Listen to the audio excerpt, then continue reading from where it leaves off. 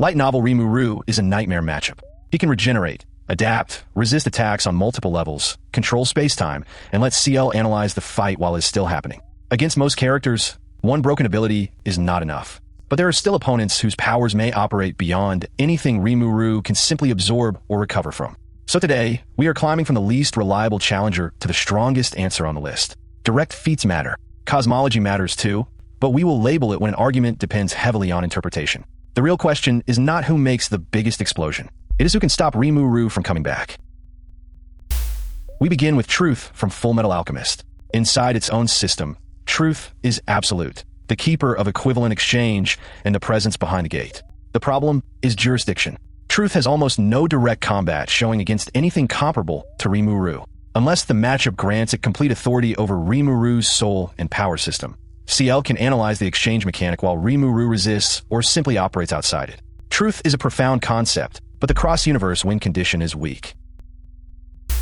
Peak Shinra can rewrite reality, manipulate time, restore life, and reshape an entire world. Those are enormous, explicit feats, and for a moment, he can absolutely force Rimuru onto the defensive. But Rimuru has more layers to survive through: autonomous analysis, information-based existence, absorption, and a far wider set of counters. Shinra can destroy and rebuild the battlefield. Proving that he can erase Rimuru permanently is much harder. On demonstrated combat tools, Rimuru is still favored. The idea of evil is not really a conventional fighter. It exists as a metaphysical answer to humanity's need for meaning and influences causality from deep inside Berserk's world. That makes reaching it extremely difficult. But being hard to reach is not the same as having a clean, finishing move. Its canon status and practical combat reach are disputed as well. Under the strongest reading, it might remain beyond Rimuru's grasp. That sounds more like a possible stalemate than a reliable victory. Haruhi is where the ranking becomes genuinely unpredictable. Her unconscious desires can reshape reality, and the world itself may reorganize around what she wants. If she ever gained deliberate control, she could potentially rewrite the matchup before it truly begins. But normal Haruhi is not a trained cosmic combatant. Her power is unreliable, mostly unconscious, and not speed-tested against someone like Rimuru. She could change everything by accident, or lose before she understands that a fight has started. Massive ceiling, terrible consistency. Zeno has the cleanest, simple win conditions so far: erase everything. He has removed entire universes and even a future timeline with almost no effort. If that effect reaches Rimuru before he escapes or adapts, regeneration may never get a chance to begin. But this is not an automatic victory. Zeno has little conventional battle skill, limited reaction showings, and no clear answer to every information level or acausal interpretation of Rimuru. If Zeno acts first, the result could be instant. If the fight becomes technical, Rimuru has the advantage. Void Shiki is connected to the root, the source from which phenomena and possibility emerge in the Nasu-verse. Under the strongest interpretation, that connection suggests authority far beyond ordinary combat. Rimuru would not be blocking an attack so much as resisting the source behind what can exist. The problem is usable evidence. Her direct feats are sparse, and a connection to the root does not automatically prove unlimited combat control. If she can consciously apply its full authority, Rimuru may have no answer. If she cannot, the entire argument collapses. The anti-spiral is the first opponent whose actual fighting style feels designed for this matchup. Probability manipulation, multidimensional traps, reality-warping weapons, and universe-sized attacks can pressure Rimuru from several directions at once. CL can analyze the pattern, and Rimuru may absorb or resist enormous amounts of energy. But probability control can keep changing the outcome while dimensional traps deny a normal escape route. The anti-spiral has a believable path to containment or overwhelming control. What remains uncertain is whether that path produces a permanent finish. Ultimate Madoka is no longer just a body standing in one moment. She becomes the law of cycles, acting across past, present, and future. Destroying a single manifestation does not remove a law distributed across the timeline.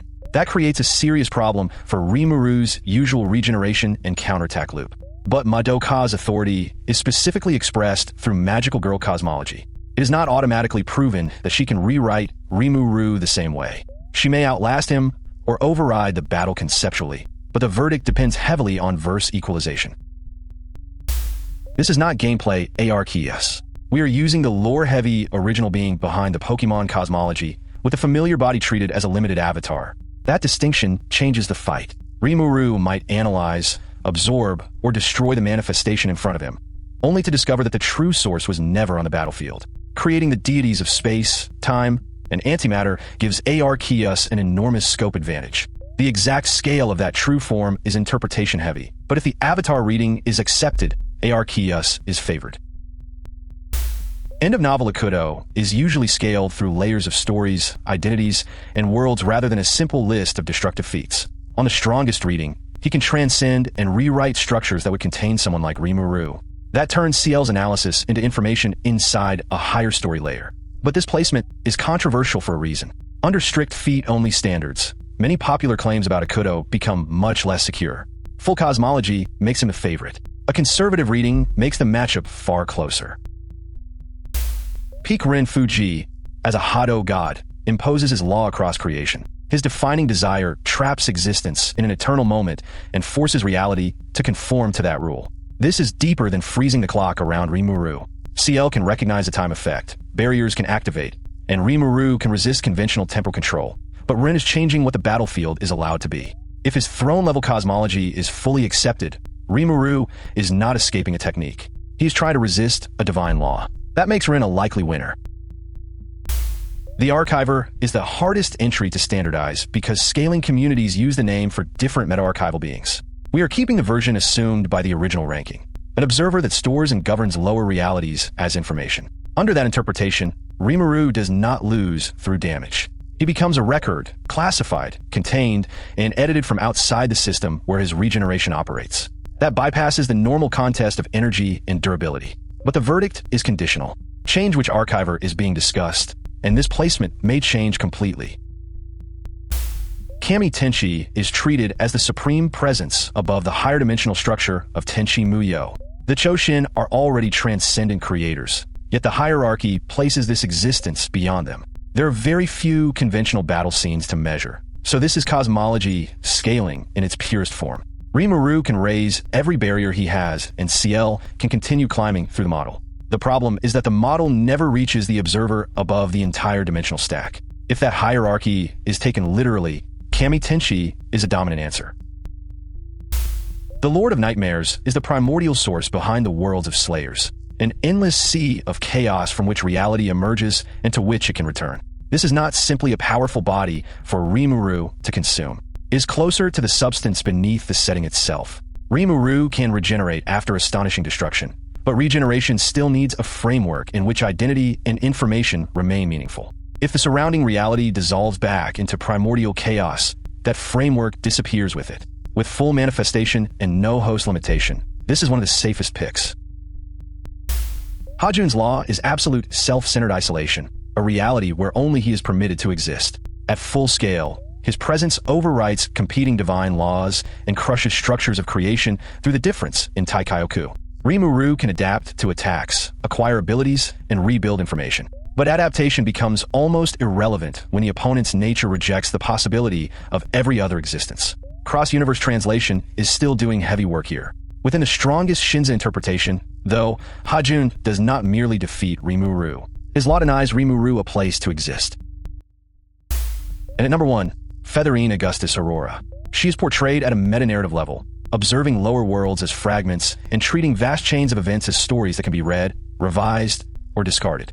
Rimuru's greatest strengths, CL, adaptation, resurrection, and information-level existence, are still properties inside his narrative. Under the full meta-author interpretation, Featherine does not have to overpower those systems one by one. She changes the context that gives them meaning.